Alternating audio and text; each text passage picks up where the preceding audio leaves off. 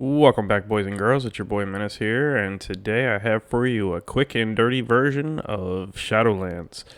Um, with T4 in them, how to use them, and how to set them up. All right, so like I said, it's gonna be quick and dirty. So, important things before we get into it. What you're gonna realize is that Shadowlands is actually two teams, one in war and one outside of it. In war, it's one of the top offensive war teams, and very well worth the investment. The T4s we're going to be discussing are broken down into necessary to be viable, your needs, and nice to haves, your wants. All right, now there's no getting around it. This is a T4 expensive team, and what you got to realize about this team is that it's built for speed and offense, like a lot of damage real quick, not for sustained fights. All right, so first person you're going to get in your team is going to be White Tiger. All right, you're going to ISO as a striker. Ultimately, you're going to do 3 different T4s into her. You're going to hit her passive, you're going to hit her special, and you're going to hit her ultimate. And going left to right, she's going to sit in the 4 slot. All right. Next, you're going to have Moon Knight. You're going to ISO him as a raider. Ultimately, he has 2 T4s, his passive and his ultimate. And you're going to place him in the number 1 slot. Again, going left to right. Then you have your Night Nurse. All right, Night Nurse, you're going to ISO as a healer. Ultimately, you're going to do 3 different T4s into her. You're going to hit her ultimate first, then you're going to do her passive, then you're going to do her special. And you want to put her in that slot too, going left to right. Then you have your Daredevil. Daredevil is going to be ISO'd as a raider. Ultimately, you're going to do 2 T4s into him. You're going to do his passive and then a special. And then you're going to place him in the number 5 slot. And then last but not least, we have Elektra. All right, you're going to ISO her as a skirmisher. Now, that's very important. And what you're going to do ultimately is 2 T4s into her, and that's the passive and the ultimate. And you're going to put her dead in the middle on slot 3. All right. So these are the T4s you absolutely need. All right. This makes the team viable. And this is why you need those T4s and what it's going to do. All right. Most importantly, you're going to need White Tiger's passive. This makes the team operate at the correct speed. And then you're going to do Daredevil's passive for the exact same reason. Both of these passives speed everybody up, and it makes the team go first and operate as intended. All right. From there, the next most important one, the number 3, is going to be the White Tiger special. This thing does massive damage and applies massive debuffs, all right? It's very important that you get that extra piercing damage because you just want to rip through targets with this thing, all right? Then the next thing you're going to want to have is Night Nurse Ultimate.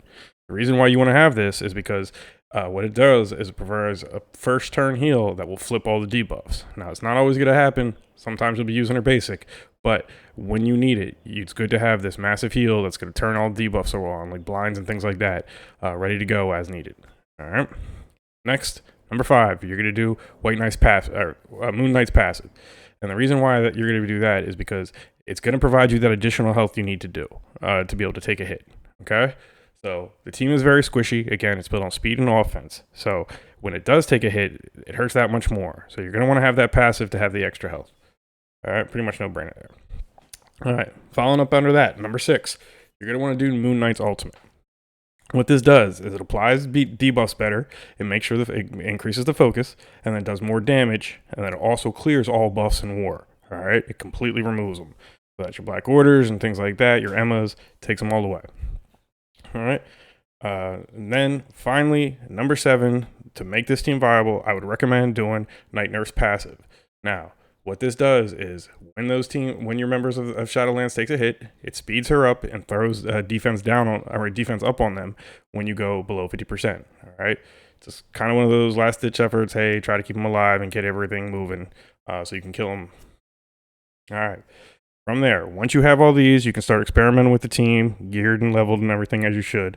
But these are the ones you would need to actually be able to say, okay, this is what this team can do, and go from there. All right. From here, you want to have, these are the ones you still want to do, even after the fact. They're still well worth it, but these are the ones that really open up the team. Okay. But aren't as vital. They just do really great effects to kind of make this team really get moving. So, first one you want to do on this list is going to be White Tiger's Ultimate. All right, this thing removes all debuffs, it heals her, and then it adds a lot more damage.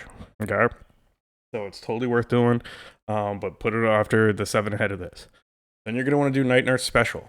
Night Nurse Special is the reason why this is a nice to have but don't need to have, because it's a second turn heal. All right, and all it really does is allows it to go to multiple targets instead of just single targets. So you'll still have the heal if you don't do this right away, but it really does open it up, and it is a nice to have. Then you're going to want to do Daredevil Special. Now, this reason why you're doing Daredevil Special is because it puts a counter on the entire team and breaks the chains. But in War, what it also does is increases Moon Knight's damage by 50%. So it gives you a way to kind of have him be like an extra hard hitter. And finally, some nice to haves are going to be Elektra's passive, which is going to apply stealth and evade to herself and 2 adjacent people. This isn't really the most critical thing. There are situations where that stealth is going to matter, but honestly, they go so fast, the stealth comes right off. What you're really getting out of this is the evade. And if you do RTA, it allows your White Tiger to be stealthed, and then they have to hit either Daredevil or Moon Knight. So it's a nice to have and not an absolute need to have. And then you have Elektra's ultimate. It's going to do more damage, and then it's going to extend the disrupt for a second turn. So that's all the ones you have to do and the ones that you need to do. So, or have to do to make this team really going between the wants and the needs. And if you do those, basically you're going to move on to the next thing, and that's how to use them. All right. So when you go into war, again, this is 2 different teams. This is the rotation you're going to open up with. All right. This is what's going to happen. You're going to do Elektra's ultimate. All right. Well, which will be available in war because she gets extra energy. It's going to apply disrupt. Now, what you got to do in this situation is you got to assess the team you're fighting. And the reason why I say that is this, because the very next move is going to apply disrupt as well. All right. So you may possibly want to neutralize a second target, or you may need to be burning something down. You have to burn something down.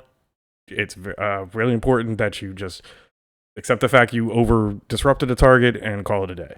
All right. Now, if you ISO as a skirmisher, this is very important in the next thing that's going to happen. It's going to imply that vulnerable, which allows the White Tiger to then go. All right. Now, check this out. This is incredible. So, in White Tiger Special, what happens is it applies a massive amount of damage, because remember, you T4'd it, so it's doing extra piercing damage. I think it's like 180% on the first hit, and then it attacks 3 more times for a little bit less, but you'll notice the damage. Then it's going to apply heal block. Then it's going to apply disrupt. Then it's going to apply ability block. So you got a target completely neutralized, all right? Its heal blocked, is disrupted, and its ability blocked. Now, if you ISO this lady as a striker, coming right behind Elektra, what happens is she then bonus attacks, uses her striker secondary attack, and then applies slow and defense down. So that's 5 different buffs or debuffs on a target on turn 2, all right? Which 9 times out of 10, you've gone. First and second. All right. Then what's going to happen is you're going to use Daredevil's ultimate, and you're going to do a massive cleanup where you're going to start damage on a secondary target. So if your target's in slot 3 or 2 or 4 or 2, and you basically want to keep your chain going, then hit one of the ends. You'll put that final damage on and kill the target. Or if you need to, you can just put that primary hit on and finish the target up, but you shouldn't need to. All right. So now you've either completely neutralized 1 or 2 targets, done massive damage to it, and then you're going to come in with Moon Knight's ultimate. And in war, what this does is it clears all the buffs off. It applies up to 3 critical debuffs per target. And what I mean is your blinds, your heal blocks, your disrupt, like the things that matter. Now, the only problem is it's totally random which ones goes on, and it's not a guarantee you get all 3. So sometimes you're going to crush with this, and sometimes you're not. But it's going to be a really, really nice finishing move. And now, the 5th person to move is going to be Night Nurse. Then you got to see where you're at. 9 times out of 10, all 4 of your guys are going to go before anybody else does. So really what you're going to want to do is you're going to want to basic attack. Don't blow the ultimate because everybody's fine. They know the team hasn't even gone on the other side yet. So then, now, the reason why you still want to have the T4 is because into the ultimate is because the ultimate it provides 4 starting energy. So on turn 2 you may need that, or on turn 1 you may need that, but you need the ultimate available. All right. So that's the first war rotation. All right, and you're going to decimate a target by doing that. All right. Now out of war it's slightly different because you have different things available and different speeds and things. So out of war, your rotation is going to be slightly different, like I said. And it's going to be Elektra Special or Basic. And again, you want to assess your target and you want to find out whether or not you need debuffs move. Like for instance, if you're going to take it off of Baron Zemo, so you can decimate him. Or you want to find out if you want to put additional bleeds on something, because all right, you're not going to be able to kill it anyway, so you might as well just add on the damage. Then, you're still going to use White Tiger Special. It's still going to do all the same massive things. It's going to do massive damage, heal block, disrupt, ability block, and then it's going to bonus attack for slow and defense down. Best move on this team. Alright. Then it's going to be Daredevil's Ultimate. And then again, it's going to massive cleanup or start a chain on the second target. And then you're going to do, again, Moon Knight's Ultimate. Now, not out of war, or out of war, it does not clear buffs, but it still applies the 3 critical debuffs. And again, they're totally random on which one you get. And then from there, same deal, Night Nurse. You're going to either basic attack or ultimate if needed. And then you're going to provide, which is going to provide decent heals on everyone and flip negative effects. So, out of war, like again, they're going to be a little bit slower. Like you'll find yourself like an RTA. You'll be playing other Shadowlands and things like that. Like you're gonna want to actually have to use the ultimate first turn, much more than in war. All right, so that's the quick and dirty version of Shadowlands. I hope you found this useful, and I want to thank you for watching. Now, I am going to put future fight videos of this team versus Black Order and Marauders and Sinister Sticks and things like that, so be sure to keep an eye out for that. Please comment on the video if you have any suggestions or questions, and can be reached on Discord at menace@2630. And please, if you found this video useful at all, please hit the like button and please subscribe to my channel, because there will be more content. So thank you for watching, and I hope you have